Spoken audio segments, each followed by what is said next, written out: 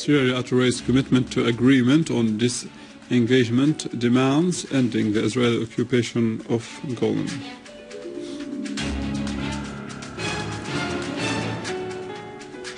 Units of the Syrian armed forces continue to launch successful military operations against the terrorist organization in several areas across the country, inflicting heavy losses upon them.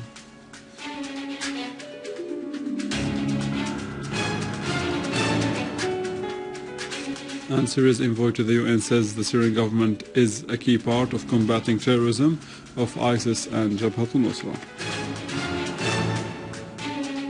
And the United Nations Security Council calls for enhancing support for Iraq in face of the Islamic State in Iraq and Syria and expresses unconditional support for the UNDOF mission in Syrian Arab Golan.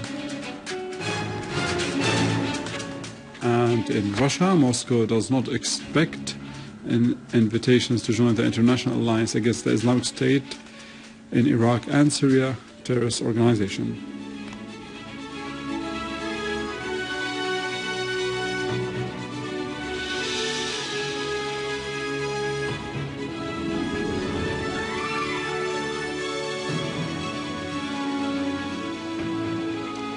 Good afternoon, this is news in English from the Syrian Arab Television in Damascus. The Foreign and Expatriates Ministry sent two identical letters to the United Nations Secretary General and the Security Council Chairman on the stances of the Syrian government regarding the Secretary General's latest report on the United Nations Disengagement Observer Force, UNDOF, which monitors a disengagement accord established in 1974 between Syria and the Israeli occupation, which occupies the Syrian Golan. The letters included the ministry saying that the Syrian government reiterates its commitment to its obligations under the agreement of disengagement. The ministry stressed that Israel's help and support for terrorists from Jabhat al-Nusra and other terrorist organizations in terms of logistics and intelligence does not only constitute a breach of the 1974 disengagement accord, but also poses a danger on the regional security and peace, as well as the safety and security of the United Nations personnel. This statement stressed that out of its keenness to remain committed to its obligations, Syria is showing absolute self-restraint in the process of confronting the acts carried out by the armed terrorist groups in the area where the UNDOF operates.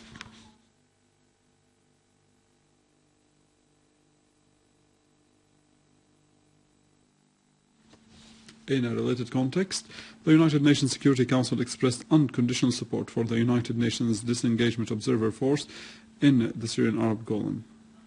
The Council adopted a presidential statement in which it affirmed that UNDOF's mission constitutes a very vital factor for peace and security in the Middle East region.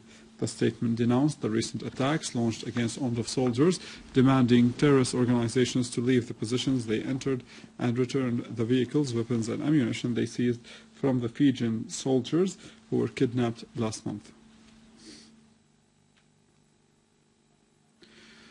The United Nations Security Council also called for enhancing and expanding support to Iraq in face of the Islamic State in Iraq and the Sham ISIS and the armed organizations affiliated to it.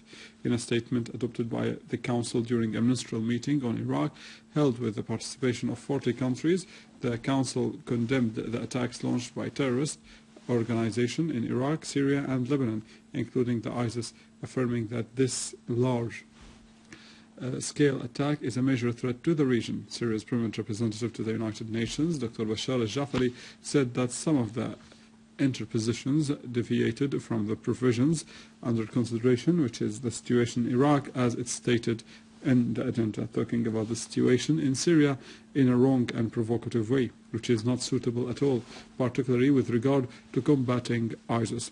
In a statement during the meeting, al-Jafari indicated that some of the deliberations regrettably sought to distract the attention from the main issue discussed during the session, which is helping the Iraqi and Syrian governments and peoples confront ISIS and Jabhat al-Nusra and other terrorist organizations affiliated to them, according to resolution number 2170, stressing that the Syrian government is a key part of combating the terrorism of ISIS and Jabhat al-Nusra. Al-Jafari stressed that Syria has been combating this terrorism over the past 3 years, and we have always insisted on the importance of combating it and halting its financing and armament or training its members. Al-Jafari indicated that Syria is very pleased that the international community acknowledged the existence of terrorism, which is backed by some governments and mass media, and that there are camps for training terrorists, some of which are in Syria's neighboring countries, adding that the identity of those who back terrorism is intentionally hidden.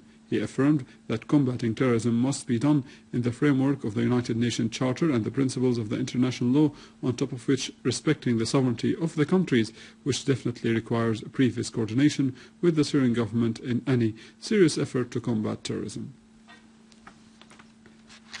Russia affirmed that Moscow does not expect invitations for it to join the international alliance against the Islamic State in Iraq and the Levant ISIS, the terrorist organization, but will continue its aid to Iraq, Syria and other nations who are fighting terrorists on the spot. Ilya Rogovich, the head of the Russian Foreign Ministry's Department for New Challenges and Threats, said that Russia will continue to support all states that fight the Islamic State. He added that Russia is ready to help all ISIS opponents, including members of the coalition being formed by the United States, but under the condition that they stop using double standards and remain within the framework of international law.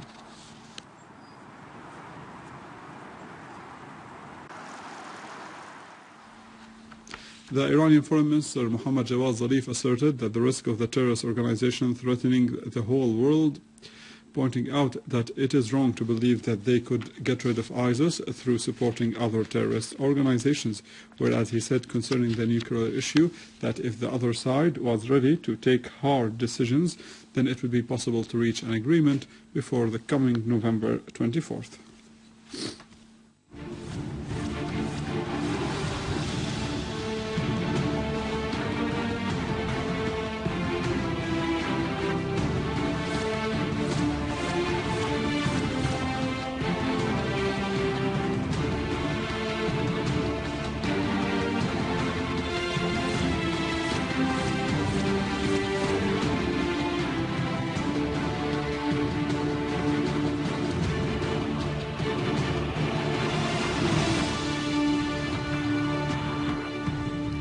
Units of the armed forces launched a wide-scale military operation towards Adra al-Balad in Damascus countryside and cordoned off the town, eliminating large numbers of terrorists and destroying their criminal equipment. Army units also targeted gatherings of terrorists in the areas of Al-Rawda Street in Khan al-Sheikh Farms and Al-Hindi Farm in the countryside, leaving many terrorists dead and others wounded. In Dar'a, army units killed and injured many terrorists and destroyed their vehicles in Dar'a southern province. A military source said that army units targeted gatherings of terrorists in the surrounding of Mansharat al-Hajar in Ataman town and in the surrounding of Khirbat Ghazali in the countryside of the province, leaving a number of them dead and injured. The source added that a unit of the armed forces killed many terrorists and destroyed a car equipped with a heavy machine gun that they were using in the town of Deir al-Adas in the countryside. 3 cars were also destroyed to the south of Busr al-Harir in the eastern countryside, and all the terrorists on board were killed.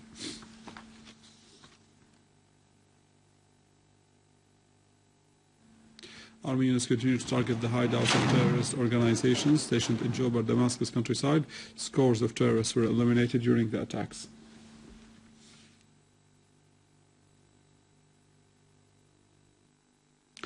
Army units eliminated a number of terrorists and destroyed their hideouts and gatherings in the northern and eastern countryside of Hama city.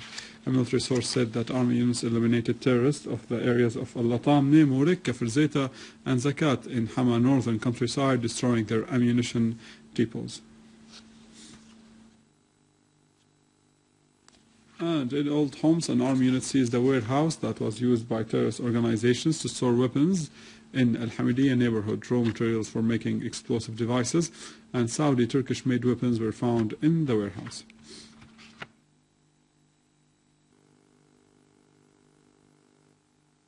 Also in the countryside of Idlib, the units of the Syrian Arab Army eliminated a huge numbers of terrorists and destroyed their weaponry. A unit from the Syrian Arab Army targeted a terrorist gathering near Benish, killing and injuring lots of them, while other units of the Syrian army destroyed a hideout that includes a manufacturing unit for making missiles, mortar shells and explosive devices in the area surrounding Ma'arat al-Nu'man.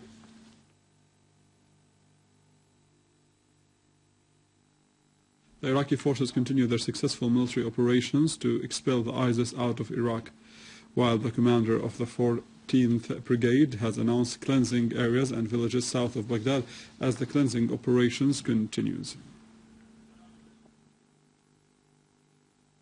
With this, we end our news for today. Thank you for watching. For more details about Syria and the region and to view this bulletin again, you can always visit our website in English, www.syriaonline.sy. Stay with us, the latest in business and market news after the break.